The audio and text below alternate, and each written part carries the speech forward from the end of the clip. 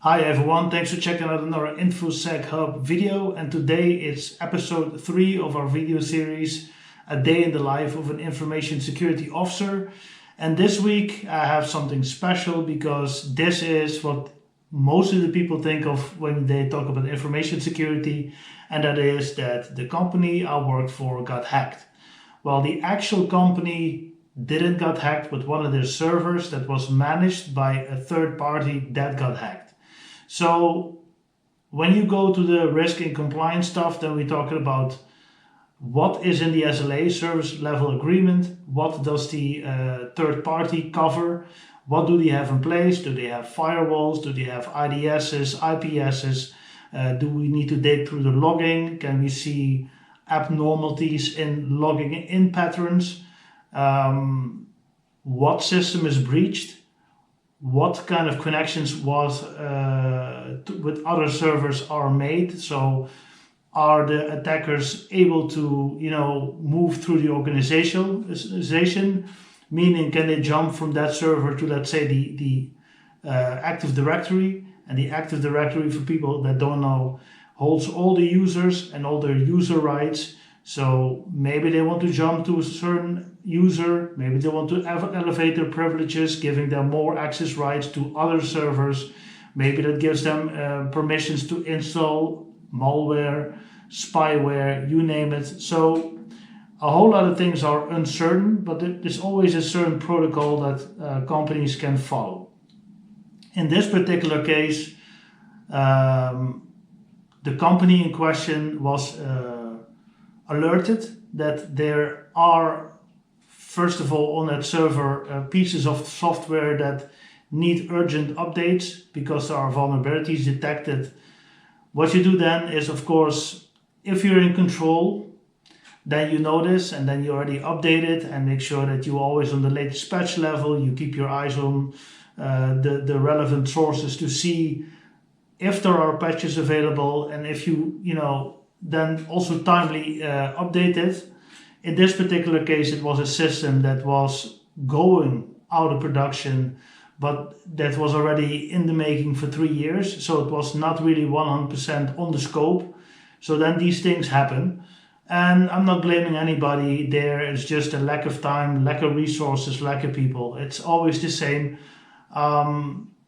Those are some of the reasons. So long story short, they were alerted, then they did some research, they go into the firewall logs, they go into the IDS, IPS, the instances, the detection systems and the prevention systems to see if there was any intrusion. They're checking the internal traffic between this compromised server and the AD, because there was an AD connection. I'm not going to go into details what kind of server, what kind of software was running, but let's say it was quite important when it comes to the organization and when it comes to device management. So a critical system. Currently, we asked the third supplier to do root cause analysis. The server has been shut down, and now they're checking all the endpoints and all the active connections are closed. They're pushing users to get a new password, and also they're doing some basic form of endpoint monitoring to see you have this company and all the people live in an area of, let's say, around the area of 50 kilometers on each side. So that's an IP block, and it needs to be a Dutch IP block.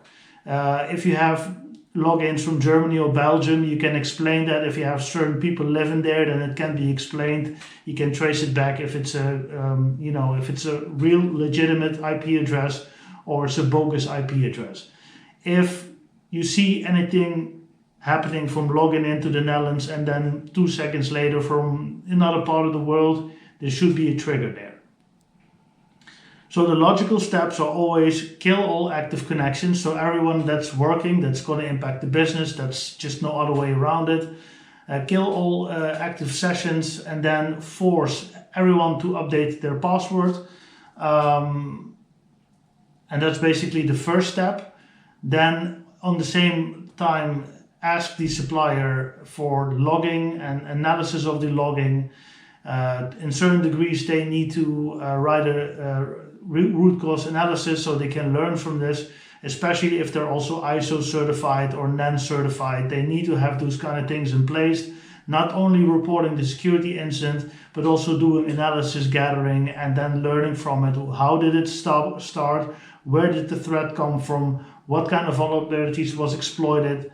And do this whole analysis. Based on this analysis, you can also have in mind what you should have done better, what could have been prevented and what not. Lessons learned, so that these things don't happen in the future.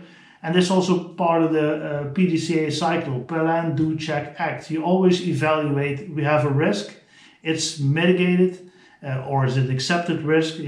Mitigated is I mitigated these risks to a certain degree, but then you mitigated it. You also need to evaluate it if this risk has been effective, and if not, how can we make it more effective? Does it need more knowledge? Does it need more manpower? Does it need more focus? Whatever it is.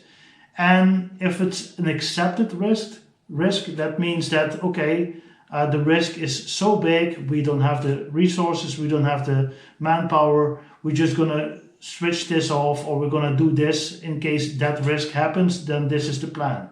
But we're not going to invest, we're not going to upgrade because we simply don't have the resources for it. So it's been an interesting week. Things are unfolded as I speak. You think, do this guy still have time to make a video? Yeah, all the actions have been sent out.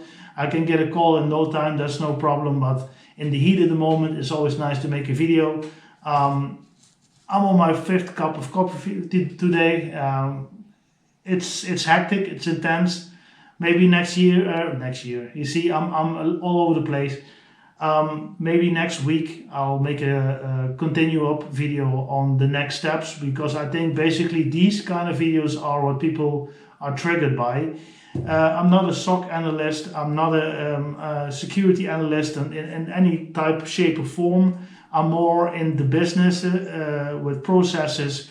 We have an incident, who needs to be triggered, what is the team that need to be formed, what is the communication plan, what are the first steps, what kind of steps need to be taken to the supplier, what kind of steps do we need to take internally, when do we communicate, who needs to be involved, when, how, and this and that, backup, disruption of the servers, how we're going to deal with that, all those kind of things when it comes to people and processes, and try to be compliant. That is my job as an information security officer. I'm also partly responsible for privacy, so we also have to probably report this to the Dutch AP, the authorities, privacy authorities, and maybe even to the inspection within that field. So there's also a lot of communication going on, and constantly just talking to the supplier, to the internal managers.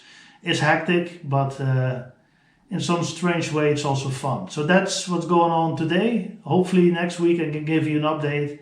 Let's see, I think this is going to be an interesting one. Thanks for watching, and we'll see you in the next week.